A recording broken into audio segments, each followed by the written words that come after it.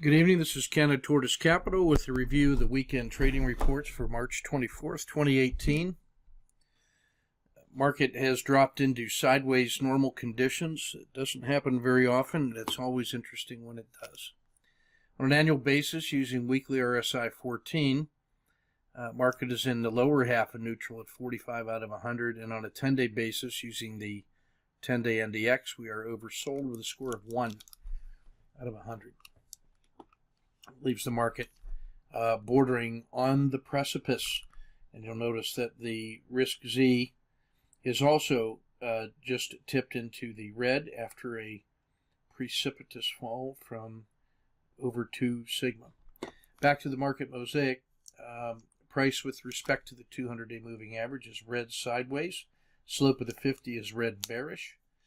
ADX is a directionally neutral 20.5, a weak trending neutral. The risk index is the 30-period moving average of the VIX divided by the 10. 1.0 is the boundary between risk on and risk off. That reading is right now at 0.990, so we are into risk off. That's the red dot. And when we take that score, look back 5,000 trading days, we find the risk Z by computing the average and standard deviation and the Z score for that risk Z. And that's at negative 0.2.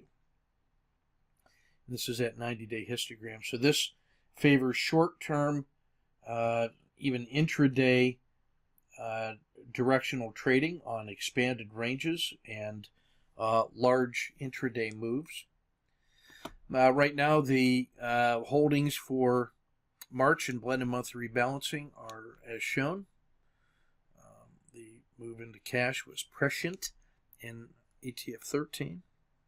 These are the leaders in the clubhouse based on Friday's closing prices.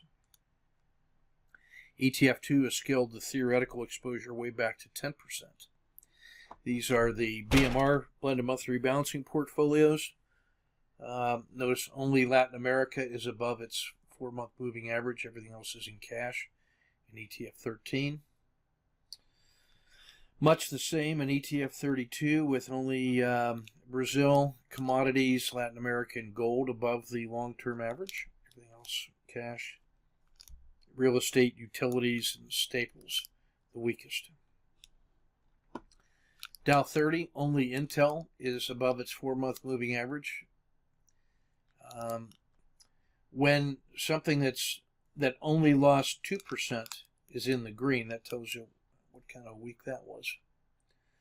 So only Intel on a long-term buy. Weakest, ExxonMobil, Procter, General Electric.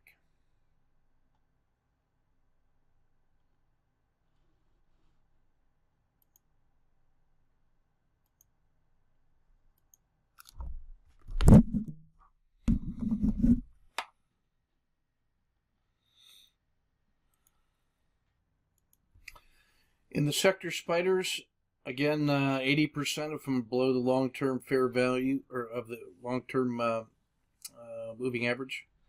Only innovative technology, software services, biotech, and healthcare above. Oil and gas, one of the few that was positive this week, along with energy. In ETF Max, you can see all of the volatility-based instruments dominated, and a few of the energy and commodity-based timber. Interesting. In the market health check, so the blue lines are 10, 20, 30, 40, 50, 60 days worth of look back. The horizontal purple lines are price targets to the upside that were once support and are now resistance. The red lines are price targets on the way down. The blue channel is the 10-period RAF regression channel, steeply downward. The black channel is the 30-period RAF regression channel, still up slightly above this dotted zero line. The slope is still slightly positive, but getting worse and ready to collapse. You can see the 200-day moving average has made its appearance. We're dangerously close. That's why we're in sideways right now, because we're within 2%. That signifies a potential serious shift in the market conditions. In MACD histogram, we had the first sell-off, some grinding improvements in MACD. This is where it crossed the zero line, was briefly favorable, then crossed back over its 5-period moving average, then below the zero line here. And this was the signal. This blue line was the tell. In the baby dragon, we had a low, a higher low. It had pulled back to find support at the bottom of the dragon here and above the Bollinger Band mean, but instead of finding support and going on to challenge the previous swing high, collapse, a couple days pause, and then the big collapse later in this week. So now we are back testing the previous lows where this was panic before. We're in panic mode again. We're 11 or 12% off the swing high. Couldn't make a retest of the previous high, and this distorted price action in here, about 180 degrees out as much as possible from that previous quiet grinding bull. How quickly the truth changes in 30 days.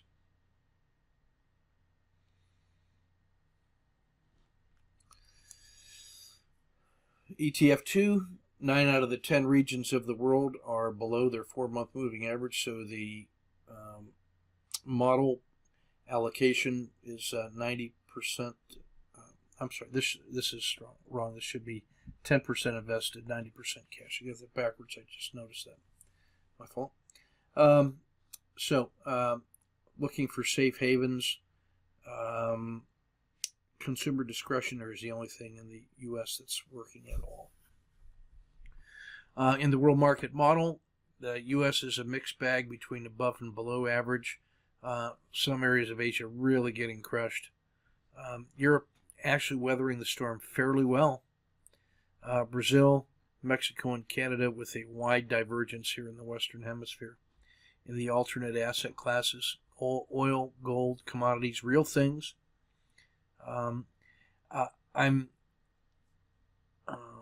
pondering what this U.S. real estate weakness bodes for us. Is that an opportunity or a changing of the guard in terms of defensive plays?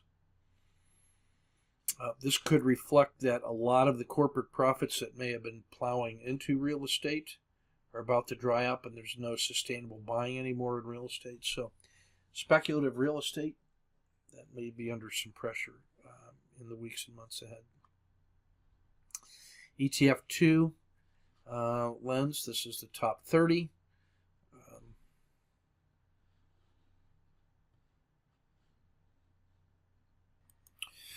So this is the quiz solution to the quiz we published last week. And so we're looking at ETF2, and we're concerned about strength and consistency columns primarily. So strength is the current blended 3 and 6 month relative strength. And that's 4 characteristics. Green, which is great, more than 1 standard deviation above average. White, which is between average and 1 standard deviation above average. Those are good. Yellow, which is between average and 1 standard deviation below average. And then red, which is more than 1 standard deviation below the population average. Those are bad.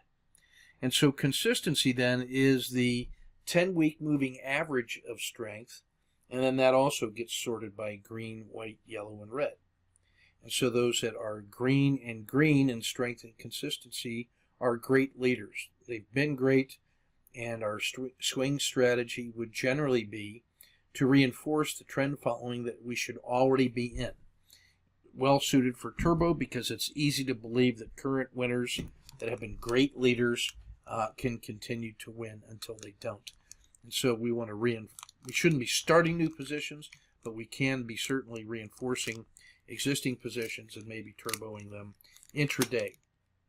But my spider sense is that these ones can be vulnerable to profit taking on the other side. Now, I would actually prefer to start new positions in those that are green and white.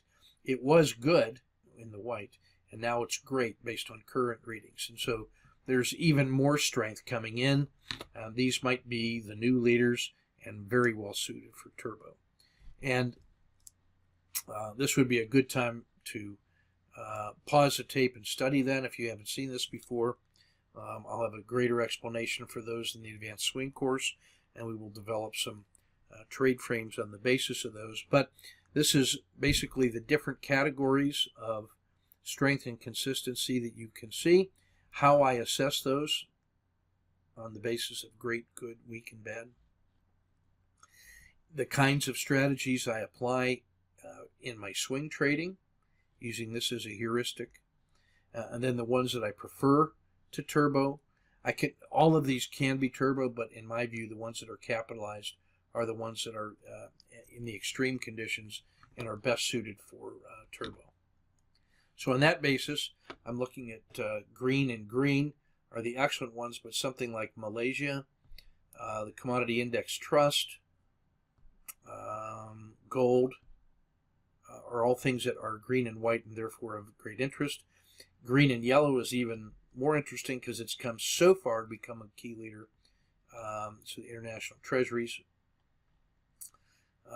Whereas something that is white and green used to be strong, used to be great, and is now simply above average. So technology in XLK and the Qs both coming into that area now where they're giving up the gains that used to make them key leaders.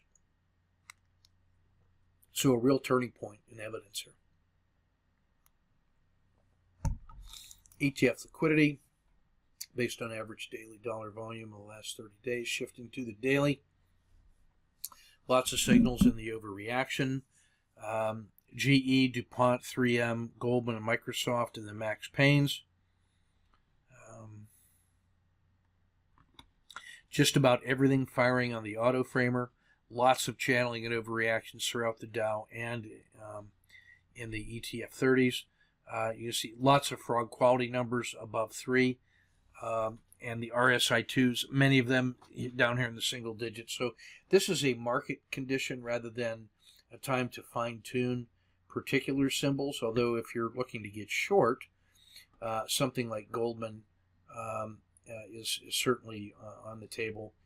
General Electric as well. That's been horrible in every measured category.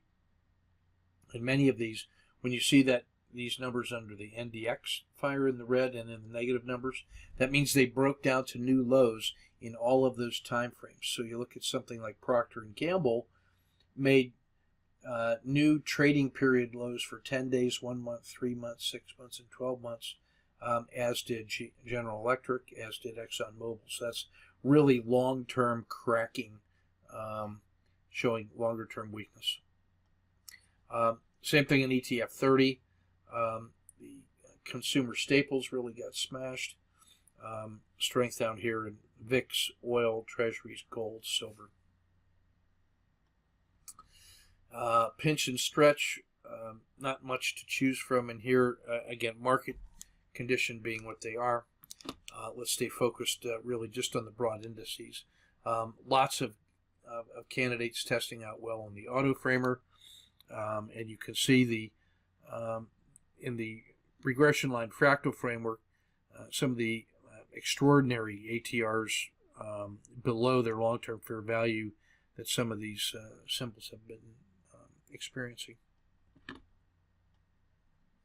No squeezes. Again, the parabolic regression line is rolled over.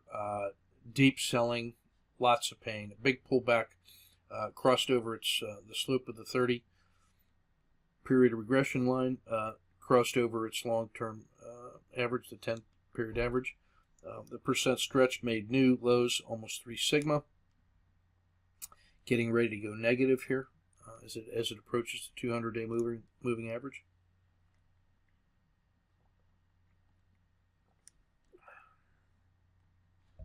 This is the one that's very telling. The slope of the 90 has pulled back into the river. The strength of the bull has eroded. That's what that means. It's come down from 2 sigma right here, where it just couldn't be beat.